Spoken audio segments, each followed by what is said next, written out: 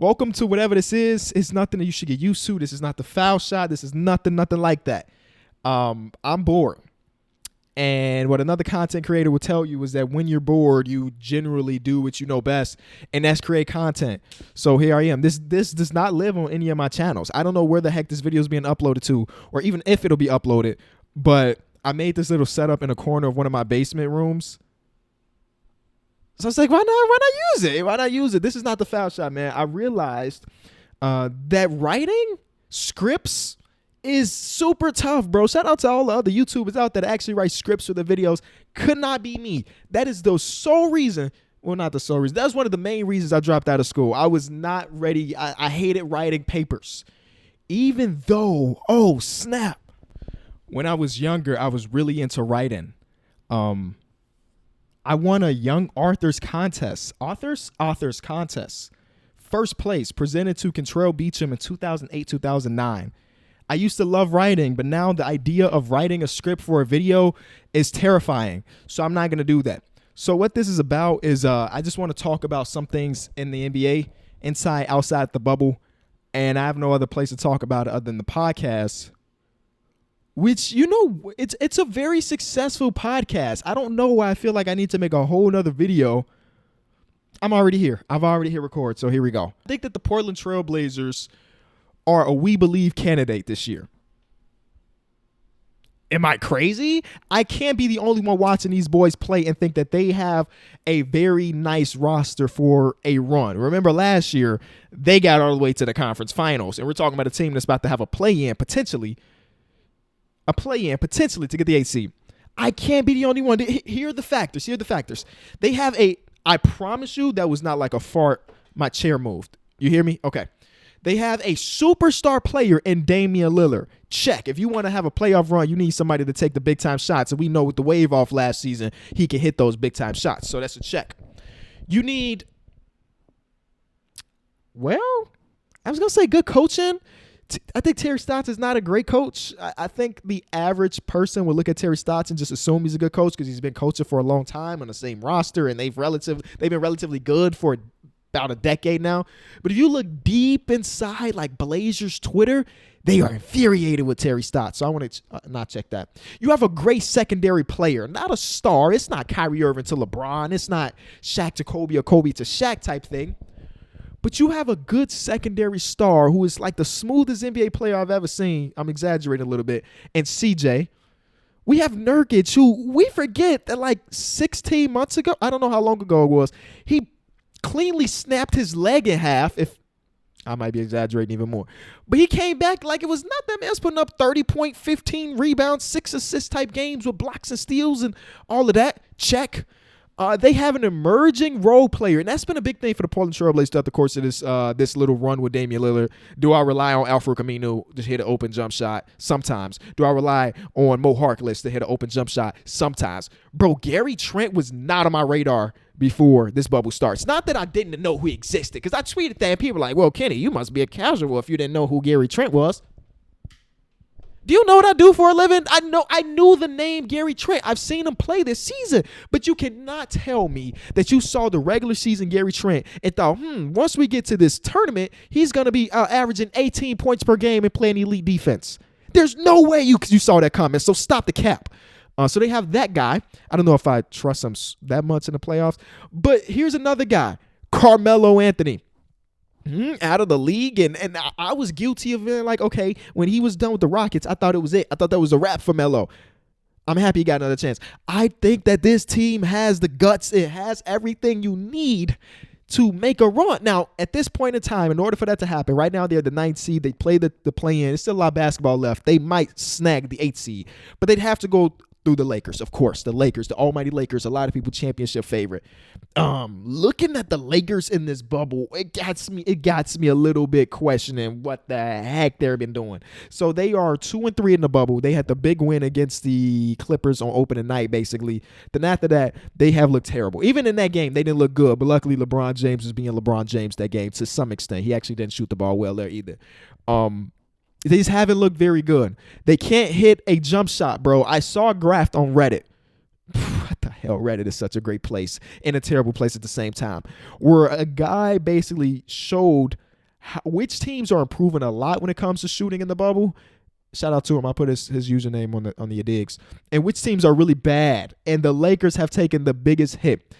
And you would think that, okay, there's a couple games, but they have not been able to shoot consistently throughout any of their games so far right now. It's a little frightening. It's a little bit frightening. That's coming from a team that doesn't really have that elite shooting to the most part to start off with. So you start off with a team that, you remember when we coming into the season, that was one of the main questions. Who's going to shoot other than Danny Green? And then now that even Danny Green is missing, it's a little bit scary. And on top of that, LeBron is being kind of, is coy a word? Coy seems like a word one of my professors used, and I stuck in my brain. I got to look that word up. What does coy mean? Which word? C-O-Y or K-O-I? I honestly, I don't know. Tell me both, I guess. I couldn't tell you.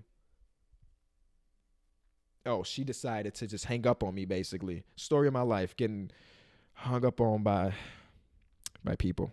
Coy means silent and reserved. Reserved. Shy. Does that work for what I'm saying? Let's just go with it. And he was talking about how there's things going on off the court that could be the reason for the Lakers struggling. And it wasn't a big story. How is that not a big story? What is going on off the court? And I'm praying and hoping that it's not like somebody is sick outside the bubble and it's in his mind and in everybody's mind. Or I don't know what it possibly could be. And the fact that people aren't on Twitter trying to speculate or doing the investigations like Twitter normally does is making me upset. They suck. They don't suck. They look really bad. They do not look like a championship team in this bubble. LeBron has not been great. He hasn't been great. I've been really exaggerating right now. LeBron does not look great in the bubble right now. I think his numbers are like 16 points per game, 40% from the field. He hasn't just looked aggressive. He's not driving the way we saw LeBron do it. And it says, is he chilling? Is he trying to let his teammates get a little bit confident before the playoffs and then he'll turn it up? Because, it's LeBron, right? I don't want to cut him out because it's LeBron James, and we know that once the playoffs start, he'll tick it up. But this is so uncharted waters, right? The playoffs are going to be different this year. It won't feel like the playoffs maybe for LeBron because you don't have the thousands and thousands of fans cheering for him and things like that. So I don't know. Me and my guys were talking. And we were just shooting it. You know how the guys be. And we were like, what if this is the start of LeBron's decline? It's a crazy thing to say. It's a very crazy thing to say. And I don't even know if I really want to consider that. But the way he's looked in the bubble has not been top player in the league. And it doesn't look top 3 player in the league. It doesn't look top 5 player in the league. That first game where he clamped up on 2 of the best scorers in the league, and Kawhi Leonard and Paul George, that looked like the LeBron I know. But ever since then, I'm just like, where are you at, Bron? What is going on?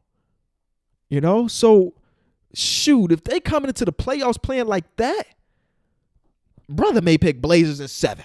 There's a surprising amount of dog hair on this microphone for being sitting in storage for 2 years. I don't even know how that's possible. It's been in a box, but it's got dog hair everywhere. The next team I want to talk about is the Pelicans, dog. As I'm recording this, they're up by 12 as I'm watching right here on the Watch the Wizards, so they're going to get out here with a W probably. But before this, it was Zion Williamson was sitting for rest reasons. So let's agree that it was for rest reasons.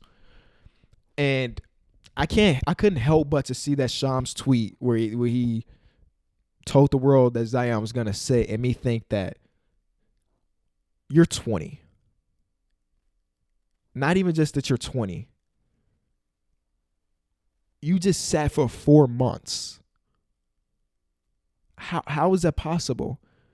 Before the hiatus had came back, me and the guys were just shooting it like we normally do, just talking. And we were like, man, who do y'all think are the top candidates of people to come into the bubble out of shape? Everybody was like, Jokic. I mean, look how Jokic looked at media day. The dude was a hamburger away from not being able to stand up. Then we like James Harden. James Harden's a guy that usually plays himself into shape throughout the season.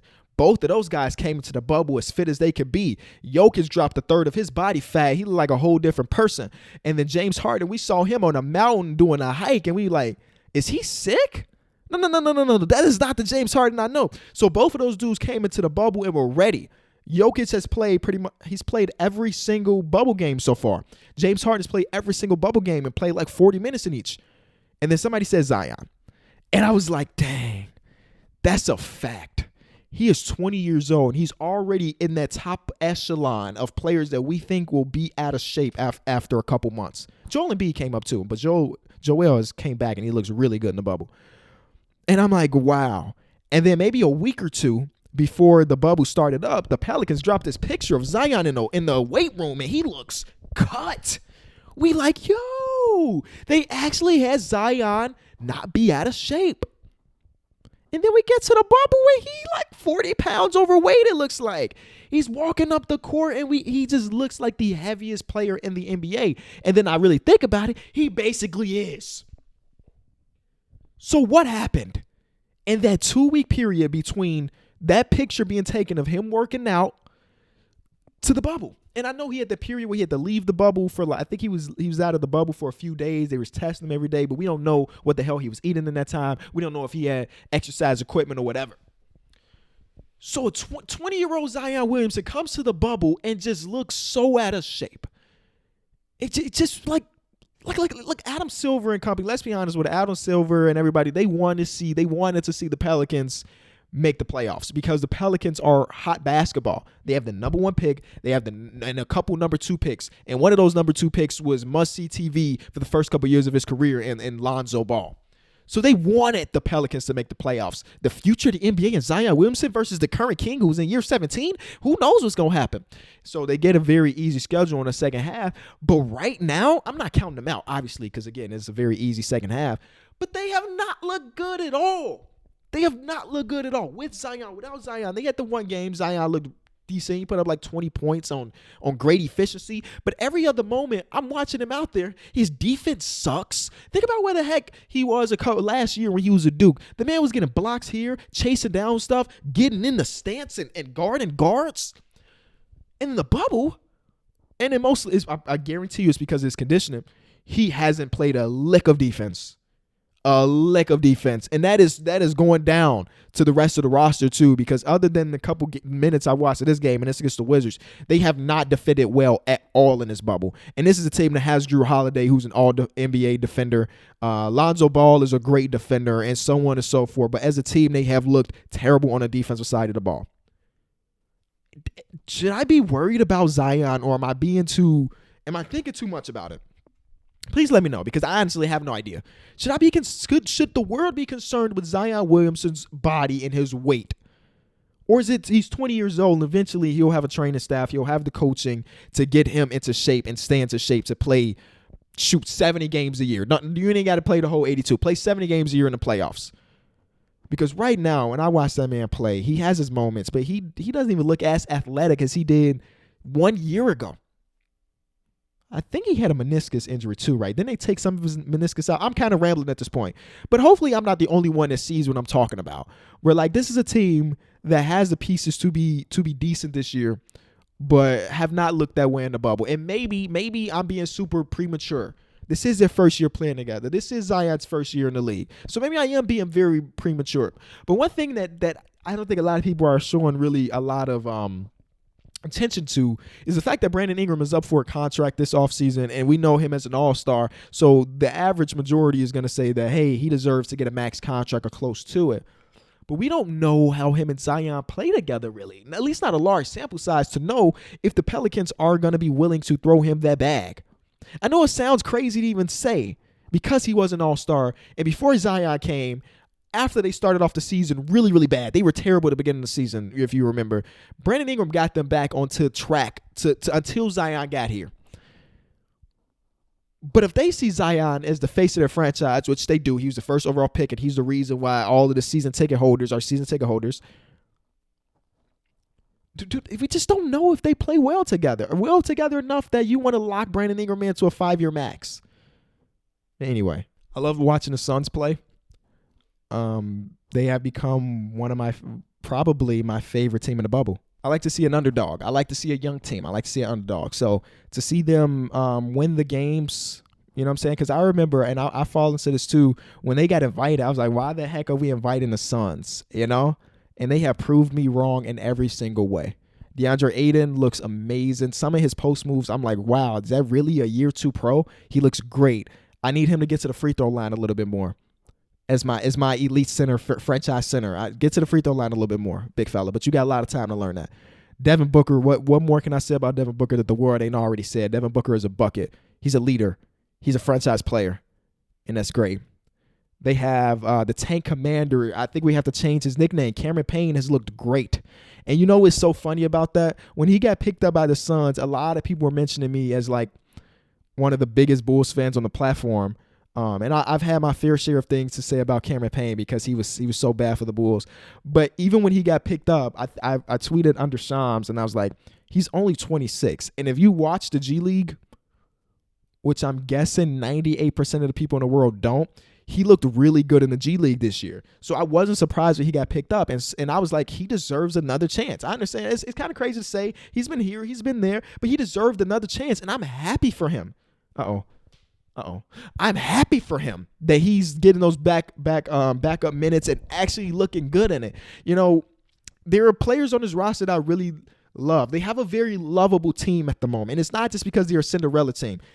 They have lovable players. Devin Booker, it's hard for me not to watch Devin Booker. It's hard for anybody. It should be hard for anybody to watch Devin Booker and not see greatness in his game. There are people out there to try to make the arguments why Devin Booker is not as good as some people may think. I can't agree with that, Brian. You cannot be watching the same Devin Booker that I'm watching and thinking that this guy doesn't have franchise player in him. Check. They have Mikal Bridges, who the game has opened up so much more from him because Kelly Oubre is injured. And I think they have to make a decision this offseason about, I guess they don't have to, but they could make a decision this offseason about, hey, this team has looked a lot better with Mikal Bridges in the starting lineup instead of Kelly Oubre. Mikal Bridges is the homie. And I knew, and the world should know, that he's an elite defender. We were slowly waiting for that offense to come along, and I think it has been coming along slowly. But one thing you have to say is that man can lock up. You know, T.J. Warren was the hottest man in basketball for the first couple week and a half of the bubble, and then he ran into Mikal Bridges. And T.J. still ended up having a good game, don't get me wrong, but he ran into Mikal Bridges, and Mikal Bridges had that on lock for a lot of those possessions. Check, you got that. You got Aaron Baines, NBA Twitter's fanboy, poster boy, cool. Like I mentioned, DeAndre Ayton look great. So they have a lot of pieces on this roster that you can see and be like, that's amazing. When Cam Johnson was drafted, I remember I was live streaming the draft. And as a guy that doesn't watch much college basketball, I asked my chat, like, what's up? What y'all think? You college basketball experts out there, what do you think about this pick? Everybody spammed Dale. He was the oldest player in the draft. And when they drafted him, and you saw Kobe White reaction, right? They just like this. Yeah. So I kind of fell into that. Okay, if everybody in my chat is saying L, even the guys that I know are Suns fans are saying L, I'm gonna agree to this an L. I shouldn't do that anymore. Because though he hasn't been amazing, he's great at what he knows how to do, and that is shoot the ball. And his defense is actually not bad either. He may be older than Devin Booker as a rookie, but he has game in there. So they just got the pieces, and I love that. Last thing I want to talk about are the Bulls. Yeah, I got a couple of minutes, man. Y'all know we had to talk about at least a little bit. It came out on, what the heck was that? It was that Thursday. So I guess yesterday as I'm recording this, that the Bulls will most likely keep Jim Boylen around because of financial reasons. They don't want to fire a new coach and have to pay him and then hire a new coach. And the Bulls are stupid. The front office is still stupid, even with the new guys around. The management, the ownership, all of that's still stupid. But this is somewhat directed to the pandemic. Reinsdorf, who was the owner of our team, the Reinsdorf family, they lost out on some money because of the season got shut down. Let's be honest. It was only a couple home games left, but those couple home games, one thing I can say about the Bulls fans, though, even though we suck, they're going to pack out the house. That's a lot of tickets being lost. So they're trying to save face, and financially, they can't afford, the billionaires can't afford to buy out a $1 million contract, even though that's exactly what they did. Well, like, was it Dwayne Wade or Rondo? They did exactly that a couple years ago. So Jim Boylen is staying around. And once that came out, I got a gazillion tweets. And at that time, I was under strict rules that I couldn't tweet for the first couple hours of the day. And you'll understand why one day. So I couldn't even react on Twitter about it. And at this point, I'm over it. I'm over it. Another year of Jim Boylen. It's not going to be good. It's actually going to be terrible. But me complaining and everything ain't going to do nothing about it, bro. We're losing our franchise. We're not going to be able to sign anybody ever because the world sees what the heck is going on. You know, we're probably going to have to trade Zach LaVine. We're probably going to have to trade a lot of pieces on our team because they don't like the coach. And this will be the second time in the last half a decade where the Chicago Bulls have decided to keep a bad coach instead of a good player. Point A was Jimmy Butler. They had to pick between Fred Hoiberg and Jimmy Butler, and they picked Fred Hoiberg. It's just kind of the way it works as a Bulls fan. If it was not for Michael Jordan, we would be the worst NBA franchise in the league. Think about that. If it was not for Michael Jordan coming to Chicago and saving the goddamn Bulls, we'd be the laughingstock of basketball history. The history of basketball. We have not had any relative success outside of Michael Jordan. We had a few years of D-Rose, right? We had a few years of D-Rose. But even then, that was 0 finals appearances. So if it's not for MJ, if it's not for Scottie, if it's not for Phil Jackson, we are the laughingstock of the league. You know how people laugh at the Knicks? We'd be there, right there. I mean, we're close to right there. Let me keep that straight. But we'd be right on the same tier as the New York Knicks, bro. And that's sad to say. So I made a tweet that was like, hey, how much is Jim Boylen's contract? I'll buy him out myself to get him the heck out of Chicago. I don't have that type of money. You should know that. People thought I was serious. Come on, bro. I'm not. I ain't got it like that. And if I did, you think I'm spending it on the Bulls? I'm trying to give billionaire owners more money? I keep getting calls from the Bulls. They called me once the season was wrapped, and they were like, hey, Kenny, we're refunding you your season ticket money for the rest of the year. And I was like, that's amazing because I was not coming back to another game. So cool. Thank you for the money. And then they were like, once we start to figure things out after this, we'll hit you up and we'll see if you want to come back for your second season as a season ticket holder. I was like, okay, cool.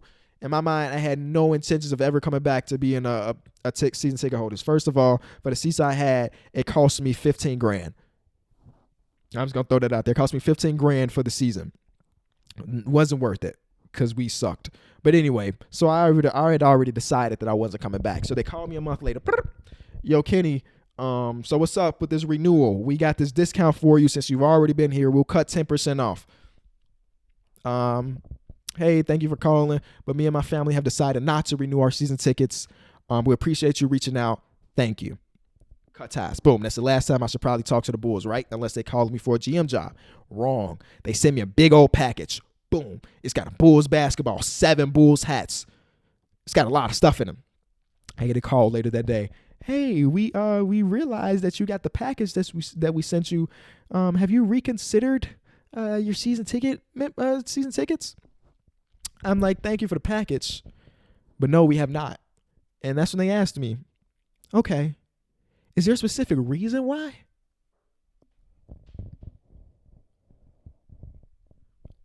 I had so much anger in me, but I told myself I wasn't going to go off on Jen. She seems like a nice lady. She doesn't control who's our head coach. So I just said, there is a reason why, but I'd rather not say. I appreciate your work, Jen. She said, no problem, Mr. Beecham. If you change your mind, my number is still the same. I said, thank you, Jen. And unless Jim Boylen is fired in the next couple months, I will not change my mind. I won't. There's no reason to go to a Bulls game if this is the way we're looking. That was fun. You enjoy this? I hope you enjoyed this, bro, because this is actually, can I turn this into something? This is not the foul shot because I don't think it was funny. The foul shot, the idea was to have it like a late night show. I don't think I'm that funny to have a late night show. It's a rude awakening for me because that was one of my dreams growing up, to have my late night NBA show. And then I realized that if I'm going to have a late night show, it has to be bigger than NBA, but I don't give a damn about football, baseball, hockey, soccer, any of those things. So I'd be just like this one small category in the world. So I don't think I'll ever get that job. I can hire writers. I feel like everybody has writers. Anyway, tweet me. Let me know what you thought of this video if you got to this point.